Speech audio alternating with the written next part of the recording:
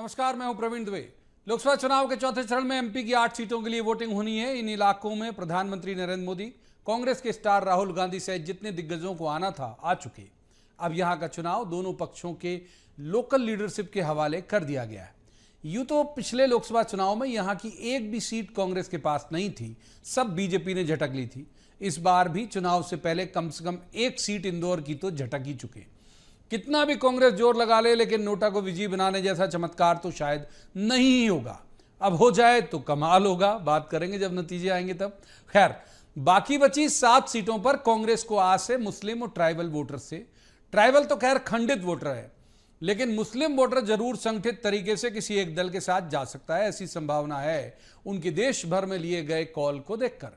बहरहाल, मसला यह नहीं है कि कौन कहां जाएगा, मसला यह है कि दोनों दल के प्रयास कैसे हैं। पहले बात बीजेपी की। उनके प्रदेश अध्यक्ष वीडी शर्मा, मुख्यमंत्री डॉक्टर मोहन यादव और वरिष्ठ मंत्री कैलाश विजयवर्गीय भी पूरी ताकत से जुटे हैं। कैलाश जी का एक सोशल मीडिया पोस्ट भी एम फैक्टर से जुड़ा हुआ आया था कि आबादी बढ़ रही मुसलमानों की। इसके इस चुनाव के चरण से जुड़े हुए मायने भी बहुत हैं। बात कांग्रेस की करें तो यहां भी उपलब्ध दोनों बड़े नाम यानी जीतू पटवारी और नेता प्रतिपक्ष उमंग सिंगार सक्रिय हैं। आज बात इसी मसले की करेंगे कि इन सीटों में कौन ठीक ठाक ताकत दिखा पाने की स्थिति में अभी है। एमपी के कुल मुसलमान वोटर का 70% वोटर वाला ये इलाका क्या उनके कुछ संगठनों की प्रदेश से बाहर हुई कॉल का पालन करेगा या नहीं। बात अरुण यादव की भी कर लेंगे, क्योंकि उनके इलाके के अब तक 150 छोटे बड़े कांग्रेसी बीजेपी में जा चुके हैं। बीजेपी में ये जो विशेष भर्ती अभियान है, ये आज दिनांक तक चल रहा है। तो बहुतेरे सवाल जिन्हें लेकर एक खास पैनल के पास जाएंगे और कहेंगे जवाब तो देना होगा, लेकिन रस्मन सबसे पहले आपको दिखाते हैं एक रिपोर्ट। देखिए, एमपी में चौथे चरण की वोटिंग के लिए अब कोई बड़ा नेता रैली करने नहीं आएगा। जो लोकल लीडरशिप है, कमान उन्हीं के हाथों में रहेगी। प्रदेश अध्यक्ष वीडी शर्मा, मुख्यमंत्री मोहन यादव और वरिष्ठ मंत्री कैलाश विजयवर्गीय के पास ही बीजेपी खेमे की कमान है। बीजेपी ने विधानसभा चुनाव में यहां बहुत अच्छा प्रदर्शन किया था, लेकिन चूंकि ट्राइबल और मुस्लिम वोटर्स यहां बहुत ज्यादा हैं, लिहाजा बीजेपी कोई कसर नहीं छोड़ना चाहती। सोशल मीडिया में कैलाश विजयवर्गीय के इस संदेश को देखिए, मुस्लिमों की आबादी बढ़ रही, इसकी फिक्र इसी वक्त क्यों, इसके भी मायने। कुल मुस्लिम वोटरों के तकरीबन 70% वोट इन्हीं इलाकों में है। जाहिर है कि वो इनका वोटर नहीं है, तो ऐसे हिंदू जिनकी राजनीतिक प्रतिबद्धता भले ही बीजेपी के साथ ना हो, लेकिन वो कम से कम इसी प्रेरणा के साथ आ जाएं। इसके साथ साथ बीजेपी आज तक अपना विशेष भर्ती अभियान चलाए हुए 20 दिन में करीब 150 ऐसे कांग्रेसी नेता जो इलाके में प्रभाव रखते हैं, वे भगवा दुपट्टा ओढ़ चुके। कुल मिलाकर बीजेपी नहीं चाहती कि उसके लिए कोई भी कारक मुश्किल की वजह बने। हमने सबका साथ की जब बात कही है तो सभी के साथ की बात कही है। अब ये बात अलग है कि तुष्टीकरण की नीति के चलते कांग्रेस पार्टी अपने अलग एजेंडा पे काम करती है, उसके कारण जो चीज़ें उत्पन्न देश में हुई हैं ये किसी से छुपी हुई नहीं है। 8 के 8 लोकसभा पहले से भारतीय जनता पार्टी के पास हैं, अब फिर से भारतीय जनता पार्टी के पास होंगी और बहुत बड़े अंतर के साथ होगी। माननीय मोदी जी के नेतृत्व में मध्य प्रदेश 29 की 29 लोकसभा जीतने वाला। कांग्रेस पिछले लोकसभा चुनाव में इस इलाके से तो पूरी तरह साफ थी। इंदौर सीट भी या तो साफ हो गई या करवा ली गई, यानी वहां कोई गुंजाइश नहीं, तो उसने बाकी की 7 सीटों पर फोकस शुरू किया है। प्रदेश अध्यक्ष जीतू पटवारी और नेता प्रतिपक्ष उमंग सिंगार दोनों इन्हीं इलाकों से आते हैं और दोनों की मार्कशीट में यहां का प्रदर्शन तो जरूर मोटे अक्षरों से लिखा जाएगा। कांग्रेस को उम्मीद ट्राइबल और मुस्लिम दोनों से है।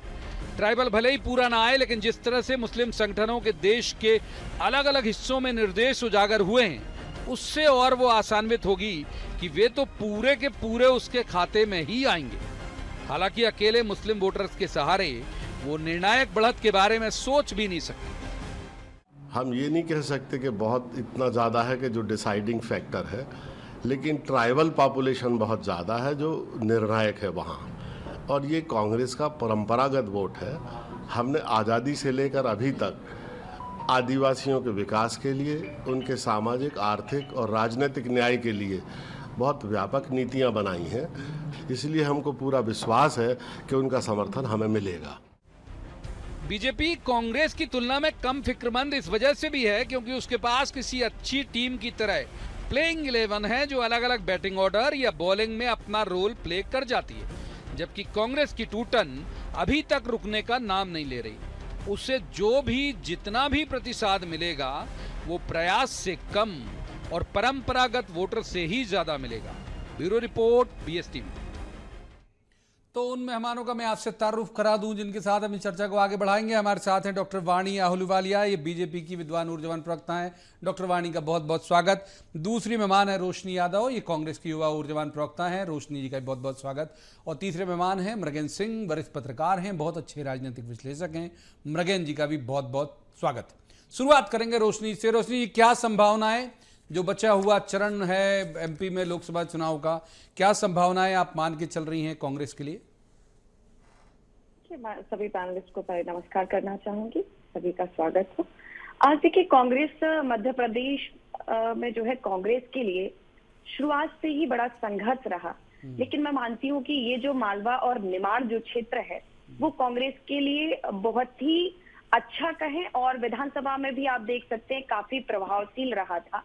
और यहाँ से चूंकि हमारे नेता प्रतिपक्ष जो है उमंग सिंगार जी भी आते हैं, और चूंकि कांतिलाल भूरिया जी का भी उधर एक अच्छा वर्चस्व बना हुआ है, चाहे अरुण यादव जी की बात करें, तो ये जो आदिवासी जो ट्राइबल, चूंकि आपने देखा है कि आदरणीय प्रधानमंत्री जी नरेंद्र मोदी जी ने लगातार हिंदू मुस्लिम मांस मछली, आदिवासियों के लिए जो ट्राइबल है, SC ST, इन सब के लिए आज तक ऐसा कुछ किया नहीं।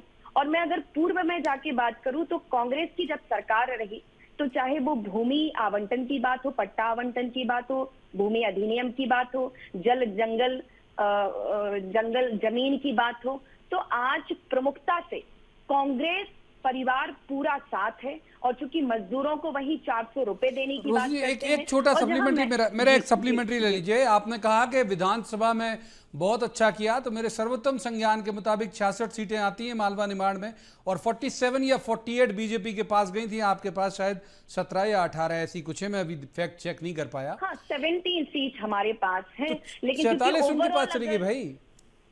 मैं कहती हूँ कि ओवरऑल देखें, क्योंकि आज इतने लंबे समय से अगर कांग्रेस संघर्ष करती आई है, तो अगर हम उस फैक्टर को अगर उठा के देखते हैं तो मालवा निमाड़ हमारे साथ ज्यादा ताकत के साथ रहा। और मैं बिल्कुल वहां के वोटर्स को धन्यवाद भी दूंगी। और आज जिस तरीके से भारतीय जनता पार्टी जिस झूठ और पाखंड और जिस तरीके से बंटवारे की जो राजनीति कर रहे हैं, आप देखें कि सर्वोच्च रोशनी, पहला सवाल बहुत पर्याप्त, आपकी बड़ी बड़ी बातें सारी ले ली। डॉक्टर वाणी को इन कर लेते हैं। डॉक्टर वाणी, सेम सवाल आपके तरफ भी बिल्कुल यथावत सीधे चिपका रहा हूं आप तक, कि क्या उम्मीदें आखिरी चरण में बीजेपी को, और कितनी उम्मीद है?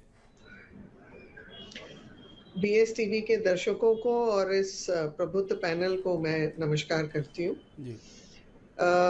उम्मीद तब होती है जब हमारे मन में कोई शंका होती है। मैं तो बहुत कॉन्फिडेंट हूँ, जैसे कि मेरा शीर्ष नेतृत्व बहुत कॉन्फिडेंट है, कमल खिलने वाला है और इस पूरे क्षेत्र में भाजपा विजयी होगी।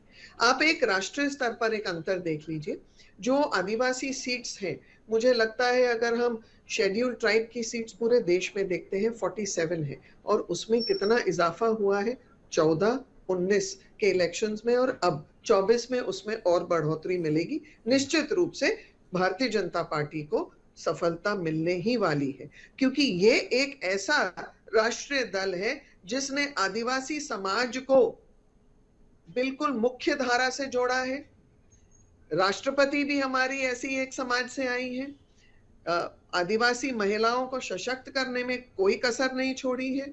डबल इंजन की सरकार होने से और फायदा होता है कि यहाँ जो आदिवासी क्षेत्र में हम सुविधाएं देते हैं, बच्चों से लेकर माताओं बहनों को, स्वास्थ्य से लेकर आधुनिकीकरण से लेकर जो औद्योगिकरण से लेकर हम जो इंफ्रास्ट्रक्चर डेवलपमेंट में भी जाएं, अगर जाएं तो डेफिनेटली है। और ये बिल्कुल गलत एक भ्रांति फैलाई जा रही है कि हम नौकरियां नहीं दे रहे, हम आधुनिकीकरण नहीं कर रहे। तो जब सड़क बन रही है तो उसमें पहले सवाल में आपकी महत्वपूर्ण सारी चीजें ले ली, आऊंगा, बहुत वक्त है अभी। तो मृगेन जी को इन करता हूं। मृगेन जी, कॉपी पेस्ट सवाल सेम आपके लिए, कि क्या आपका आकलन क्या कहता है इस इलाके के लिए, और किस तरह की रणनीति, जबकि दोनों, मतलब एक तरह से मोहन कैलाश और वहां से जीतू उमंग दोनों ही दांव पर हैं?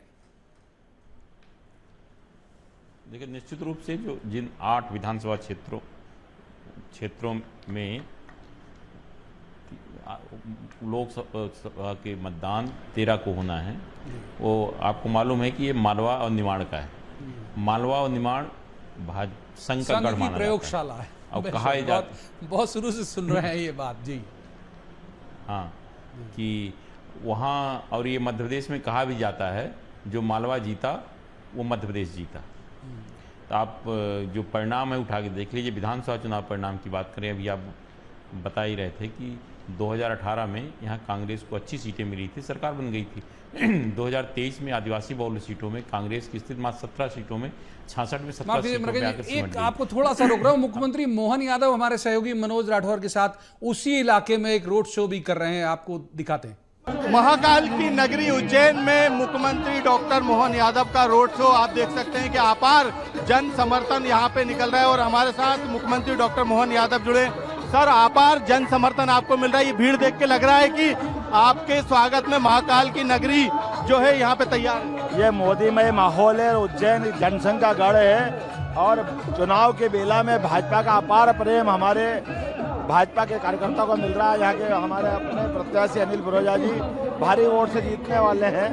मेरा अपना शहर है, मुझे इस बात की खुशी है कि जनता इतना प्रेम कर रही है। सर, मैं ये भी देख रहा हूँ कि मुख्यमंत्री खुद फूलों से जनता का स्वागत कर रहे हैं। एक आत्मीय प्रेम जो है वो यहाँ पे झलक रहा है आपका जनता के प्रति।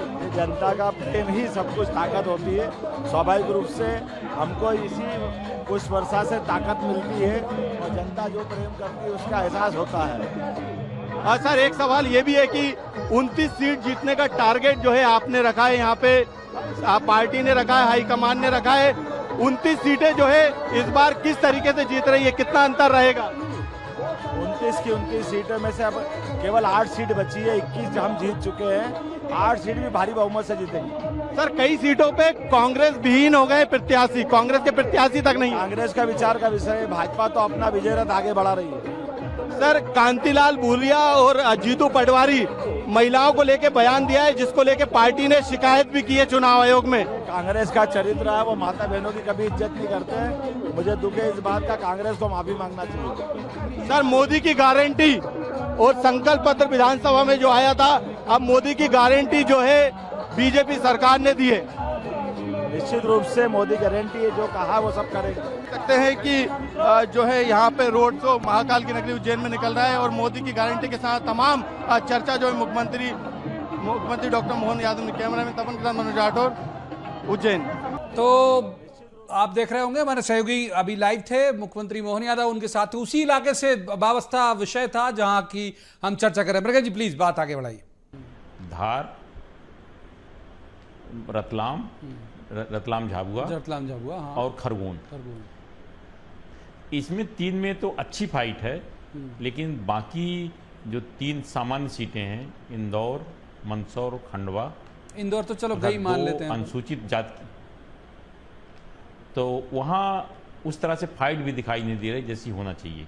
तो वहाँ अगर हम बात करें तो कांग्रेस 3 सीटों पर ही मजबूती के साथ खड़ी है और मजबूती के साथ लड़ रही है। चुनाव परिणाम क्या होगा ये तो 4 तारीख को ही पता चलेगा।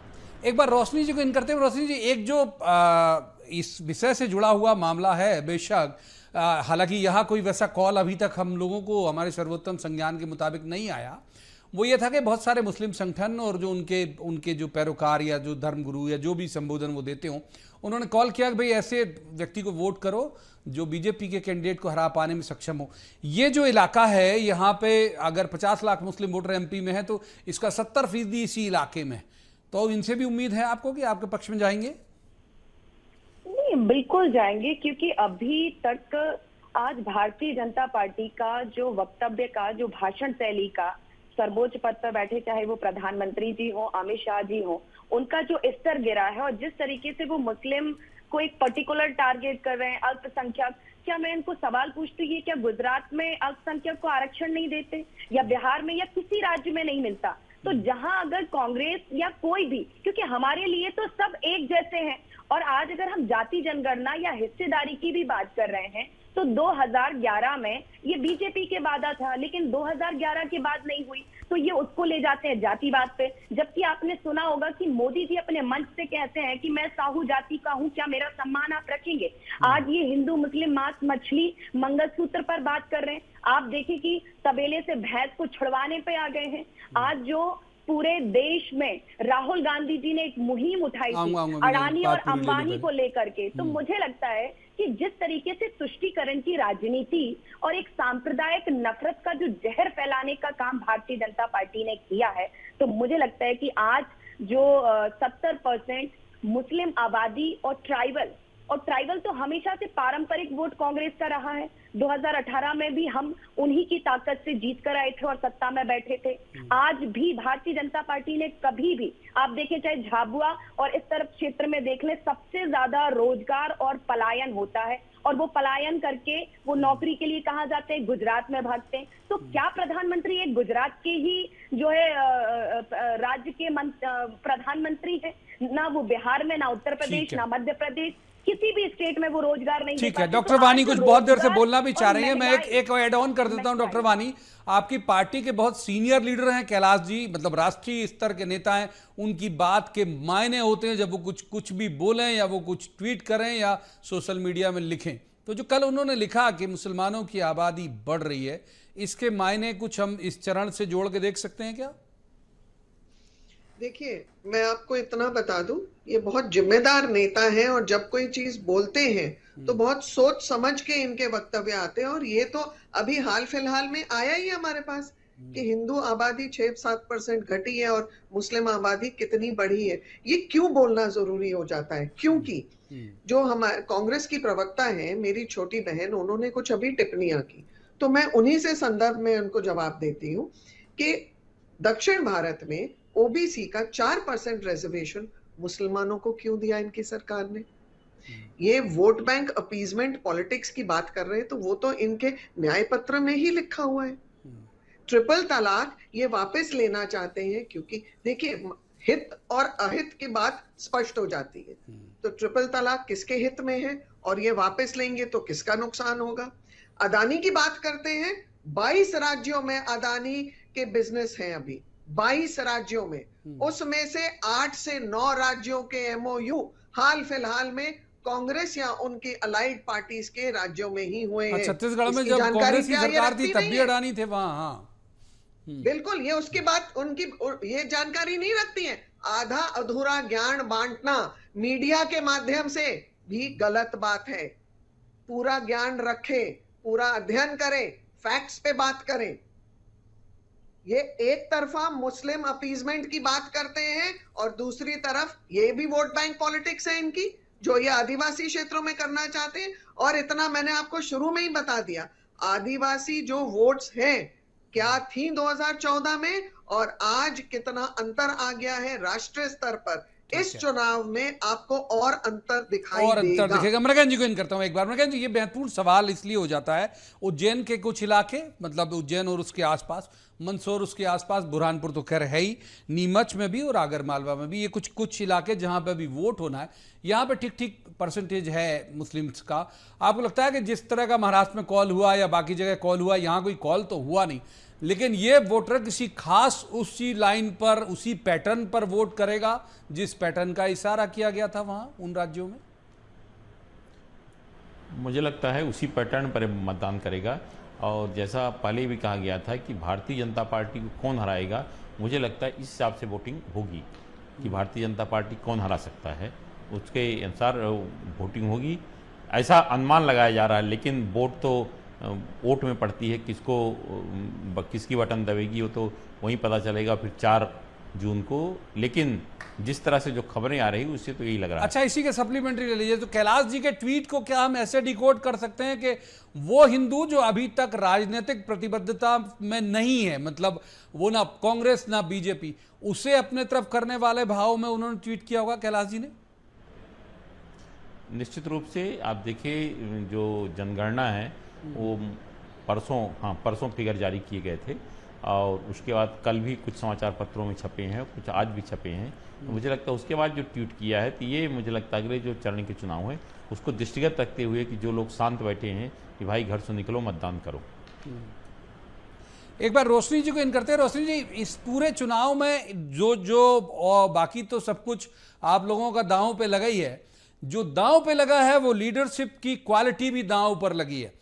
हमने जीतू जी के प्रदेश अध्यक्ष बनने के बाद देखा कि बहुत तेज भगदड़ मची, वो उस पर सवाल हो गई, और जाहिर है कि रिजल्ट के बाद की जो मार्कशीट आएगी वो भी सवालों घेरे में होगी। अब नेता प्रतिपक्ष उमंग सिंगार भी उसी इलाके से, जीतू पटवारी जी भी उसी इलाके से, आपको नहीं लगता कि उनकी मार्कशीट में बड़े मोटे मोटे अक्षर में लिखा जाएगा इस बार का रिजल्ट?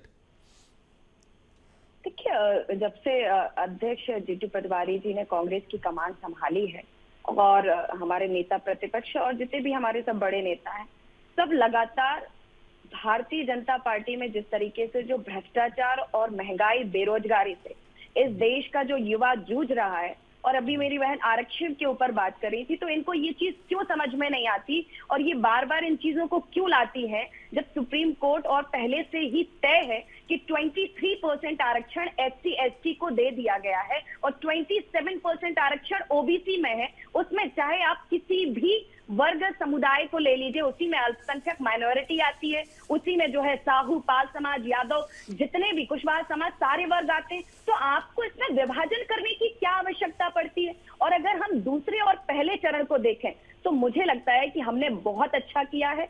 तीसरे चरण में भी मुझे लगता है पर्टिकुलर फेसों की वजह से वोटिंग परसेंटेज बढ़ा, और इस हिसाब से अगर मैं पिछला रिकॉर्ड देखूं, क्योंकि बीजेपी हमेशा ये कहती आई कि वोटिंग परसेंटेज कम हुआ है तो जो है वो कांग्रेस के वोटर्स नहीं निकले, तो मैं इनको याद दिलाना चाहती हूँ, उस हिसाब से अगर हम आंकड़ा लगाएं तो 1977 में 50% वोटिंग हुई थी, 1984 में 56% वोटिंग हुई थी और कांग्रेस की ऐतिहासिक जीत हुई थी। तो अगर इसको लेकर हम आगे बढ़ते हैं तो मुझे लगता है आज मध्य प्रदेश में हम बहुत आगे चल रहे हैं, बहुत अच्छा कर रहे हैं।